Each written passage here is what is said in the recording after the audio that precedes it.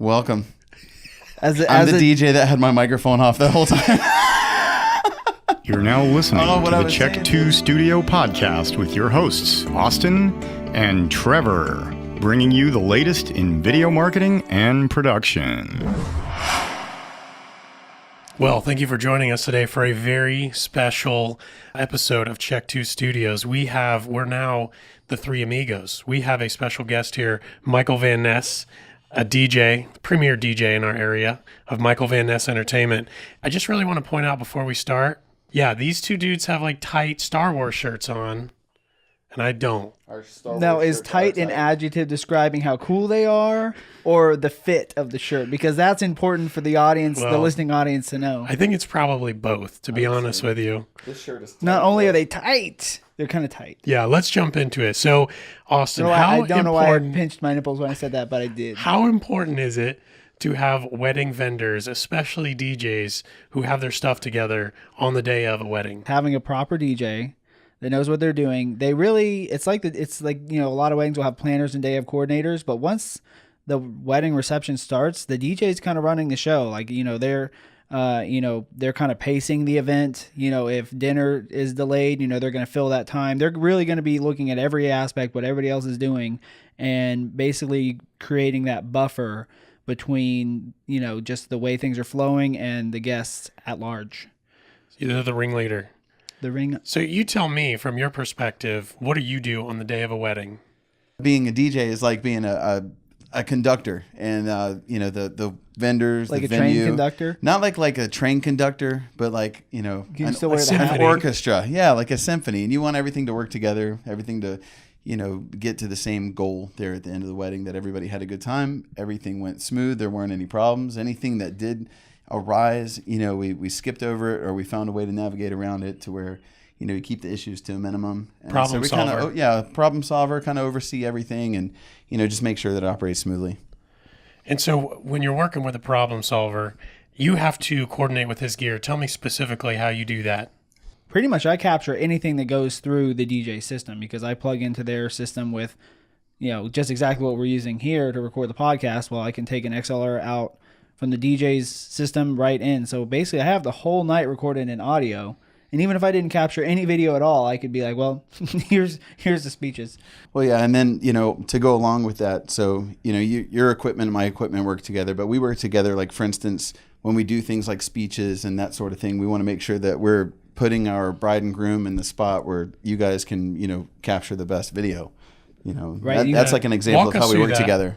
Walk us through that, Austin. You also want to make sure that, we're, it might, you are going to be working with other wedding videographers other than me. You got to make sure that, if somebody less experienced is there, that they're ready. You can't just start the speeches without did I make sure the videographer is ready? There's a lot of things you've got to look out for as a DJ. And there's just it's like being a director almost. You've got to see, other people's jobs. In order to do your job, you've got to make sure all the pieces are in place. Yeah, that's why I think it's important for different vendors to get together like this, talk to each other, see what each other's needs are. Because oftentimes I've been at weddings with different roles, and you see that the DJ doesn't understand the job of the caterer or the videographer, photographer, and or they don't understand each other's jobs, and that's where things can kind of get out of hand, and it makes it, it just takes the smoothness out of it. It makes it just not very professional feeling. And that's just from vendors working together or not working together. And each one has their specific thing they got hired to do and create the experience that the bride and groom expects for what they're paying for. But it seems like a lot of vendors live inside their own bubble, They do. So you've got here comes the cake, and all they know is just the cake, They put it anywhere in the room. They put it in front of fire hydrants or fire extinguishers, rather. They put it in front of an ugly window or this or that. They don't consider that the videographer, photographers, you guys are going to come in and do anything like that. And oftentimes, as the DJ, I'm there setting up earlier than everybody else, in many cases. So, I'll try to help educate everybody a little bit. But, the challenge for me is sometimes I come off as being like a jerk, oh, well, you may not want to put the cake there, because when they take photos of your beautiful cake, it's just going to show this big pipe in the background where it says fire escape or something, and oftentimes the vendors, other vendors just don't understand. They're kind of in their bubble too. They're in their bubble too. Task. Yeah. So sometimes coming out of your bubble pops their bubble. So that's that's why it's important. I think that that you come together like this. And I think this is a great idea that you guys have. Pop today. in a bubble is a good thing, because then you're Expanding, pop everybody's right? bubble, and then we're all in the same larger bubble. Yeah, all in one team. But it's true. For one goal. Like you said, the DJ is going to show up. He's going to worry about. He cares about one thing: is he going to be able to get people out on the dance floor? And is he doesn't want to look like the DJ that showed up and everybody sat in their chairs. So that's their the photographer is going to want to make sure, like, hey, I can take people out at the right time with the lighting outside's the right in the right place. The officiant's going to worry about their little piece of the pie. Everybody's going to worry about what they're doing. Once you've been in the business for a while, you can take a step back and worry about, well, what's the best for the event at large, the whole event, and what is going to best cater to the bride and groom's needs. Where it falls apart is, when you work with new people, and that's when you have to be the most conscientious to take a step back and be like, okay, I know what I'm doing here, but what's this person likely worried about at this moment, and what can I do to either talk to them about that, make it easier for them, or make sure that at the very least that something I'm doing is not hindering that process for them. Well, and all this comes down to the timeline, which is often something that none of us we're not even a part of. My sister's wedding, for instance. So the bar was really important, right? And I remember there was a big fight at bar in the day before. Somebody died in that wedding. Remember, like that guy? He didn't die. That dude, he was dead right there. He came back. Yeah, he's like if a zombie. If you want the full story, you got to see episode 1. We actually go into did detail. You put that in there? Yes, we oh, do. man. Yeah, check that out. That was crazy. But what I mean is, with the timeline, that's often something that either the coordinator of the venue does, the planner does. They don't take into account golden hour. They don't take into account any of the other little things that can make such a big difference. They'll switch up, when dinner is and this and that. Next thing you know, you got like people wanting to dance, and then you're stopping a dance party for dinner. It's crazy. Like, I've seen some crazy things. So when you mention a really good group of people to work with, I feel like oftentimes we're all coming together as the higher end vendors, and we're making a bad timeline work. I think that happens more often than not. You see the writing on the wall, like you see what's coming up, piece by piece by piece, but there's people that aren't, they're not familiar with being in events, much less weddings.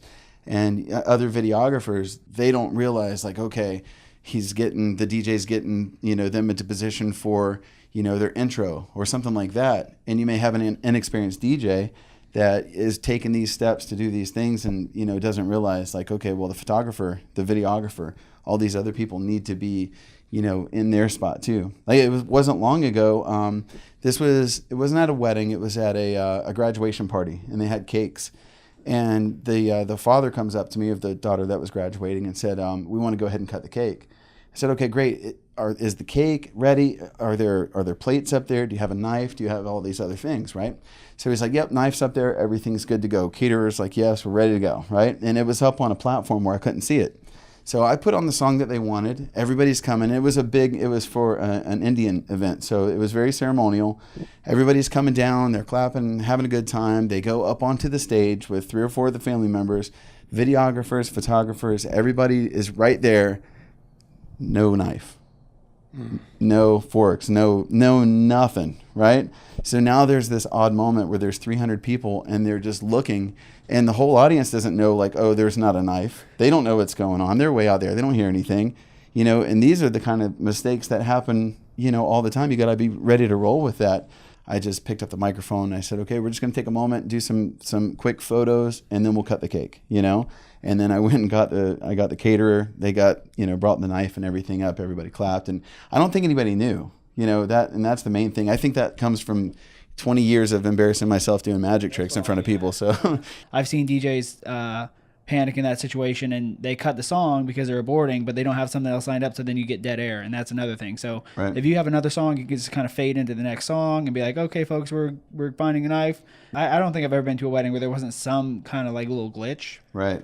But something to make it not so smooth. Usually I notice that when you're DJing and stuff like that happens, the group as a whole doesn't really notice that anything. They don't notice. Like you cover it so well. It's like if dinner's late, you're like, okay, we're gonna do the napkin game. We're gonna do something like one of the audience participation games that the DJs do, and it's like, okay, well, that you just bought time for the caterers because dinner's running a little bit behind, and for the most part, nobody other than just the people, like, we're all aware because we're all working together, but the guests, they have no idea that there was ever a problem, and that's the way it should be.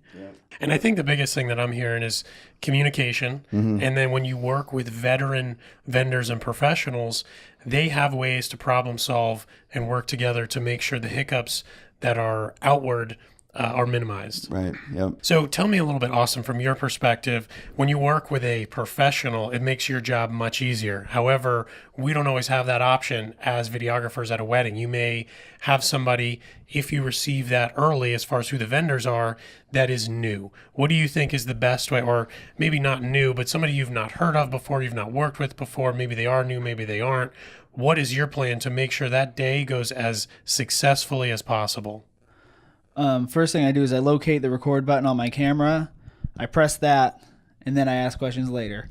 Shoot first and ask questions later. We're done. Wrap. No, just kidding. So, for instance, last night, it depends. Like, I've been in situations where I was the least seasoned vendor at a wedding, and I've been to weddings where, like, the only thing they cared about was getting a video, and I was, like, the only paid professional vendor there, and they had, like, a friend DJ and a friend photographer.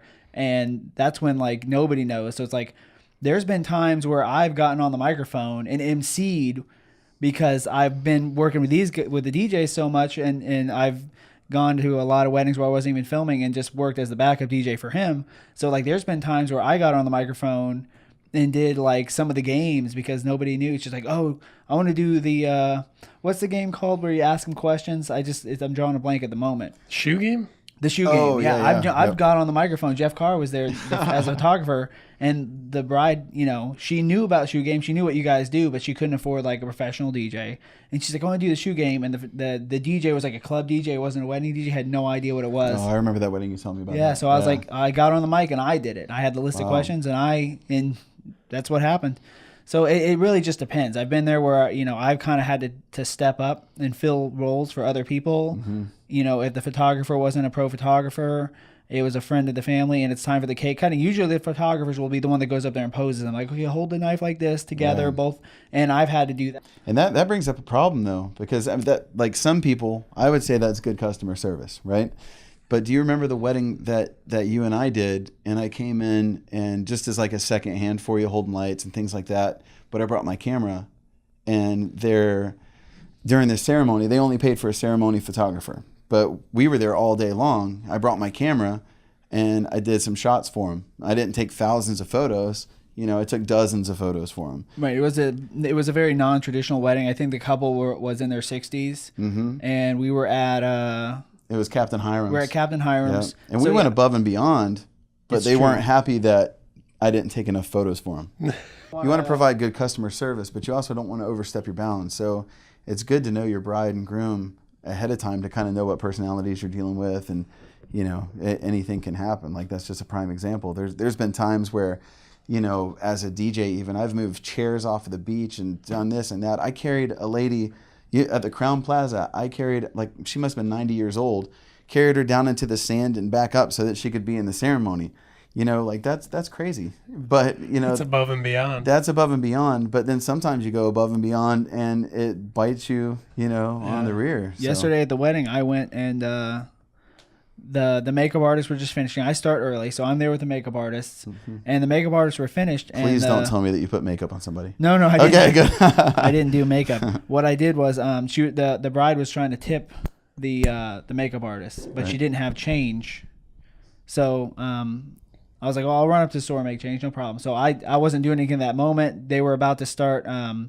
It was actually the hairdressers that were leaving, and the makeup artists were just about to start. So hair was done. So I wasn't gonna be doing any filming until makeup was like 90% done, because I wanted to show the bride her best. So I knew I had 20 minutes of sitting on my butt, basically. So I said, well, I'll run up to the store and do that. And another time, I think the mother of the bride was really hungry, and she got this yogurt and there was no spoon. So I sent one of my assistants. I was like, just go down to the lobby of the hotel, find a spoon, come back up. Like, just little things like that. Like, you should just be there to serve the couple. And hopefully, if you're pricing yourself right, you're being paid well to be there doing what you're doing. There's no reason why you can't, like, that's not my contract. You don't be the person that says that's not my contract, unless somebody's really pushing you and being a jerk. There's so many people like that. But yeah, I mean, if you're not stepping on toes, it should be good, right? Like, right. Yeah. I mean, there's no, like, the caterers aren't like, I could have made extra money by bringing that spoon. So you're Right, not taking yeah. money out of their pocket. Right. But you should be cautious of that, because there's been times where the wedding I was at yesterday, they only had the photographer for 3 hours. There's another situation like that. And it's a photographer that we work with a lot.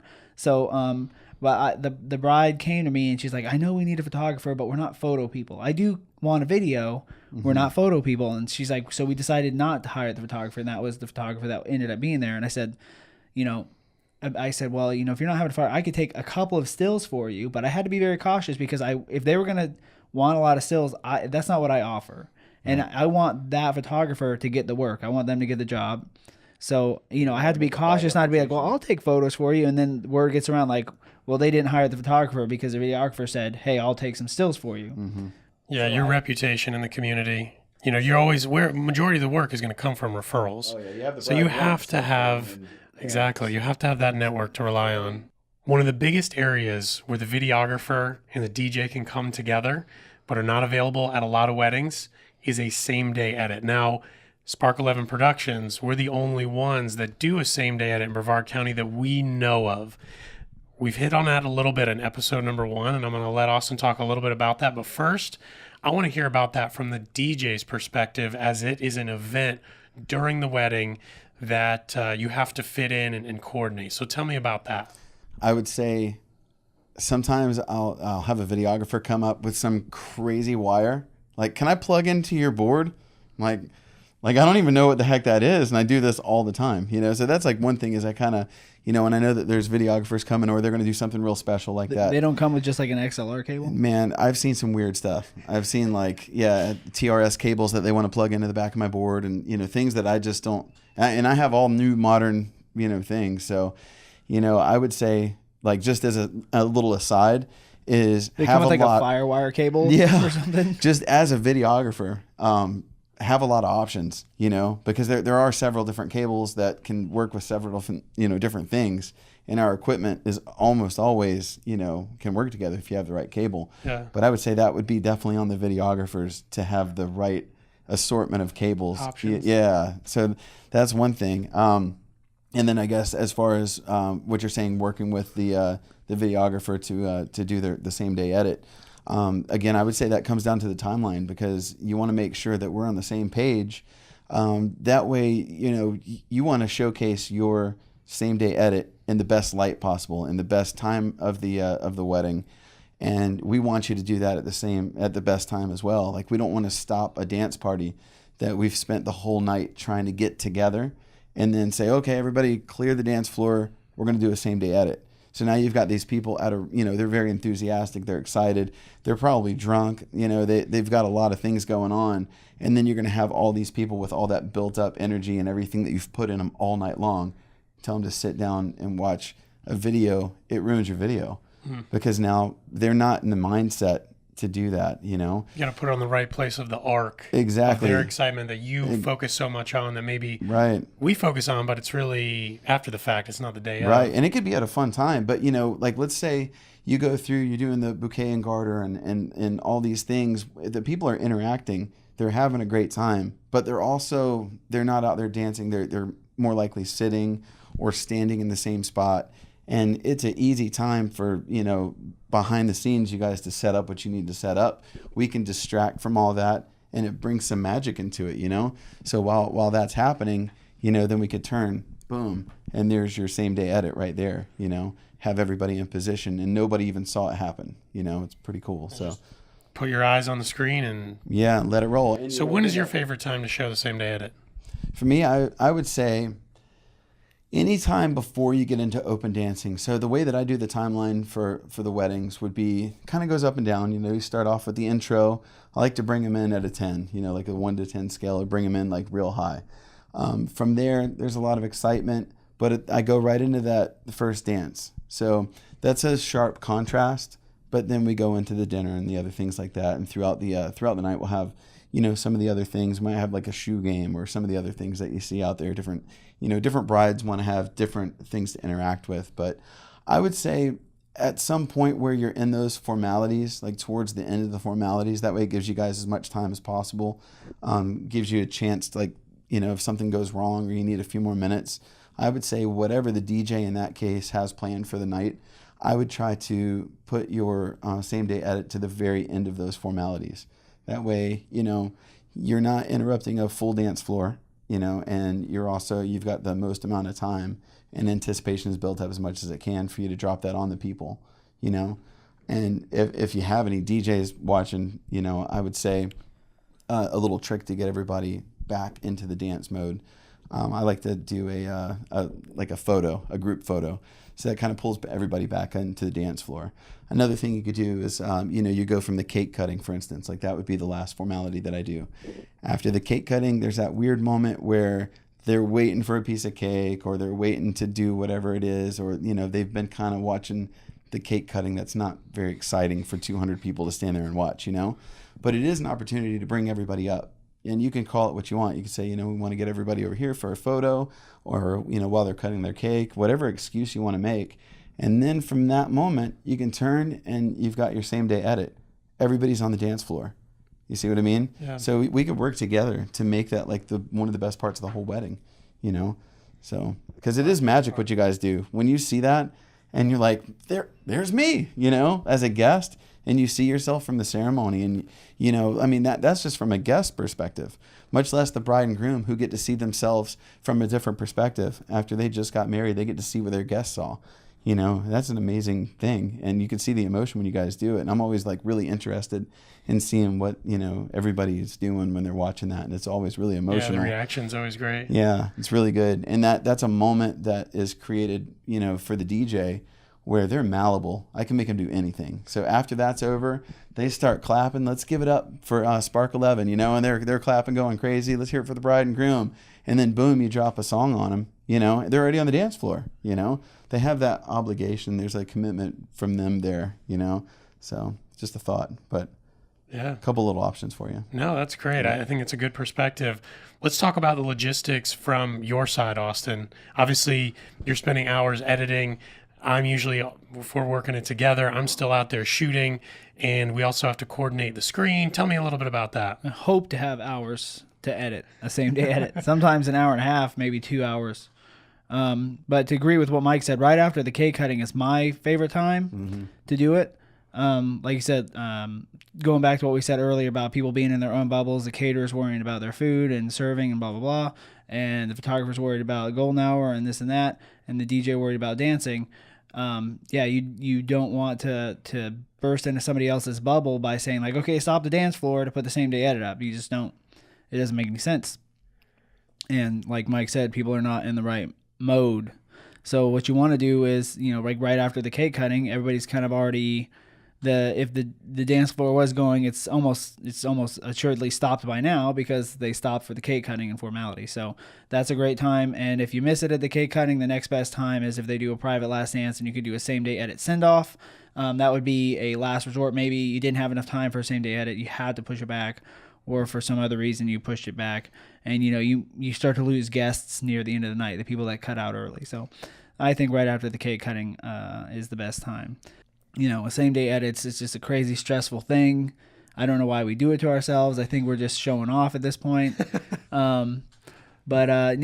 you have to have a good crew, because you're going to lose one crew member, one camera person. You're going to lose that person to the edit. So typically it's been me.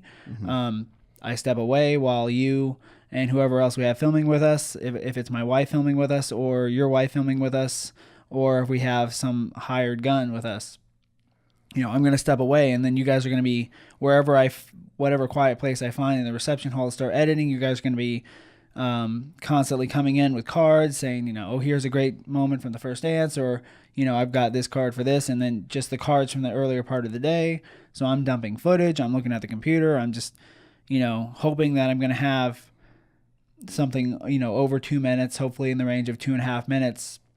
One of the parts I get the most stressed out about after that is like, okay, I finished it. Cake cutting's about to happen. Usually there's some communication with me, with the DJ and I, over like, okay, are you done? Do I need to stall? If it's him, he's going to make sure I've got plenty of time. Or if there's a planner, they're going to be constantly checking on me to be like, okay, how's this going?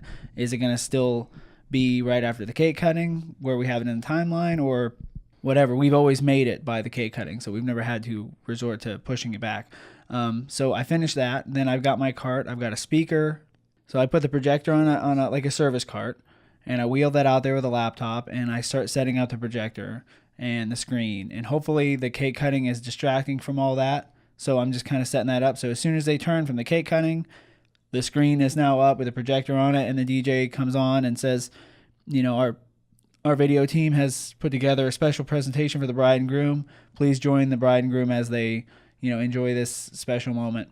And, hopefully they say something about how amazing it is that there's a same-day edit. From a marketing perspective, it's amazing because now you're getting to show your film live. Right. People saw you all day, and then the DJ hopefully gets to hype you up one more time. Man, can I interject something here? Because I think like what you said is because you were saying at the end of the night, right before they do their send-off or their private last dance. We've never done it there, but I think that would be the next time to do it. There's two things about that. Number one, I think that would be the most amazing time to do it, except for the retention. So you lose guests. You lose guests, but at the same time, now they have something to look forward to. It also depends. Yeah, you can with the DJ. They could. You say, can use that make as sure a tool. Don't leave. We've got a surprise coming up here in just a few moments, because you can few moments people for an hour and a half. But I will say this: it's like the photographer's like one more kiss, but they say one more kiss like 1,000 like so many times. Yeah. If you had a destination wedding where the people, like, it doesn't even have to be like a far destination. Like if we're doing one of these local hotels and everybody's from out of town, they're all staying in the hotel. Mm-hmm. Well, they're not leaving the party. Yeah. They're stuck there. So I would say if you have a destination wedding, you should almost certainly do it at that time, because it's one of the worst times at the wedding is how to end the wedding. So you do the last song, right? And let's take like your average wedding, for instance. You do the last song. Everybody's milling around. Nobody's leaving. The lights come on. Caterers are picking up like glasses and stuff. It's ugly. It's so ugly. And that's the last few moments of their wedding. So if you, right before, like let's say we do like a last group dance, and you know what songs we like to do for that. You do a big last group dance, and you tell them a couple of times, hey, right after this, we've got something special for you. Everybody's on the dance floor, because it's easy to tell everybody to go on the dance floor for a last dance. You guys 100% set everything up. And we let them know that you've got a surprise right there. Boom. You catch them in that moment. You send them off on a high note. And not only that, at that point, it's easy to tell everybody to leave so that you can do the private last dance. Yeah. There are some challenges with that, though, because when it's after the cake cutting, there's a large lull after that. Like, we don't need to be prepared for anything That's a weird spot, else. too. There's two weird spots. But if it's at the end, we have to get the send-off. We have to do the last dance and the send-off. If there's like a sparkler exit, then we have to turn around directly from showing the same day edit to being able to film. I don't think that's even close to being something we can't overcome. I do like the idea of doing a same-day edit send-off. And it is our backup plan if we don't make the cake cutting, because let's face it, editing something that fast, we might not make our mark. We have every single time so far. But what if a technical issue comes up where like a piece of software like updates and then doesn't work or something like that? It's like, wow, I don't know what to do in this situation. Oh yeah. And then, then there's of course the chance that you could have to abort a same day edit and just not do it at all. Knock on wood that doesn't happen. But, we're dealing with machines here, and machines fail. So, it could be completely out of the human element. It could be completely technical. Yeah, I think the same day edit, that's so cool when you guys do that. It's like it's another part of the wedding, It's a whole new piece that just, man, it's a whole new dimension of the wedding. I think it's going to be a lot more popular as time goes on. Yeah, it's more really people good. will probably start doing it. I think Trevor said that he's ready to attempt to be the editor. Yeah, to be the editor on his first one. So far, it's coming up. A few months. Awesome, man. He's always been the one that stays out, and I've always been the one to go back and edit. So we'll probably do it the same way we did our first same day edit, which was a surprise to the bride. So there was no disappointment if we didn't pull it off. And so we'll probably do the same thing. We'll set it up as a surprise, and Trevor will go back and start editing. And that's good. Then we won't have to deal with Trevor for that part. I know. I'll just be sitting in the back room. Right. That's awesome. So do you have any closing tips from a DJ's perspective for the videography team? He's all tips. Yeah, I would totally. I would go in as prepared as you can, because, a lot of DJs have egos, and say, okay, here's what I have, and this is what we plan on doing. How does this work with your timeline? And just make sure that everything's on the same page. The other tip, of course, would be have, equipment or the wires to make sure that it hooks up to the equipment. Because, that's lots of options. I mean, what if you as a professional run into a amateur DJ that has, like, maybe their options something out of their computer, Yeah, sometimes DJs don't have any output available, and we have other methods that we employ. We have other audio recorders, and sometimes we have to sometimes I have to set lapels up on the speakers because on the person speaking. Great. I mean, because I know they're going to be speaking into a mic, but I have no way to capture that other than to put a mic in front of the actual electronic speaker, and not the speaker as the person, the speaker, but the I mean, you're at the mercy of someone else's equipment. Let's put it this way: the speaker, not the toast giver. But if I've had to do that before. I had to put lapels on the toast giver before because there was no way to get any audio out of what the DJ had, and they just didn't have the same level of equipment that you have than most professional wedding DJs have. The other tip that I would say is, now again, when you first meet the DJ, go over the timeline. But also, I would. You guys as professionals, it's easy for you. You might have some viewers that aren't as experienced. I would check. Get back. Good, son. Yeah, get good. check back with your DJ often and the wedding planner, because oftentimes you'll have a planner that's running the DJ. Again, you don't know anyone's level of experience, so you be the professional. Ask the questions and go back and okay, what's next? How long before you do that? And then keep times on these things. Be aware. Again, you shouldn't run into this with professional DJs, but chances are it's going to be the end of a song when they do something. So, if you hear a song ending, most people play the same things all the time. You're probably familiar with that. Just be aware, hey, something could happen here in the next, whenever. So.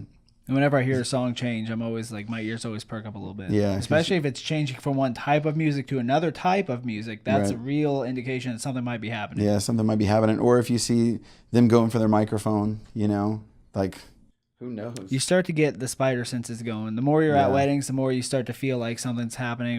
Yeah, you got to be aware of all the things going on around. You look for motion from the other vendors and watch the photographers. You guys might have, more experienced photographers.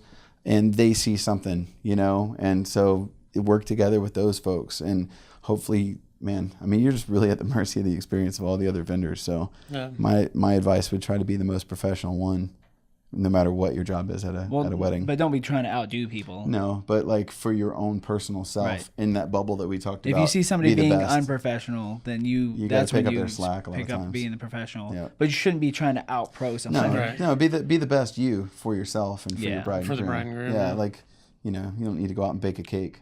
You know what I mean?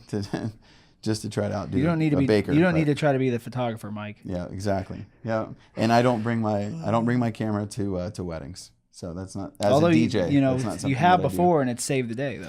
I have. Well, when I say I don't bring my camera, you had to go out to your truck. Yeah, like I have my camera as a backup. I have backups for everything. I have backup computers and. Let me just contradict some more things you're going to say. Yeah, that's what I'm saying. Like, be prepared. Mike, I really appreciate you joining us, sharing some insights on working with DJs and wedding professionals and your 20 years of experience in events and weddings in general. So thank you for coming. We're going to have to bring you back. Well, you promised that I could drive R2-D2, so that's why I came. Yeah, well, I didn't. Turns out you can't fit. Oh, man. I knew there was a catch. Well, cool. Well, thank you guys very much for having me. I certainly appreciate it. It's always fun working with you. Trevor, you know what I think Mike needs to do? What do you think? He needs to shoot first. Ask questions later. Oh. That's right.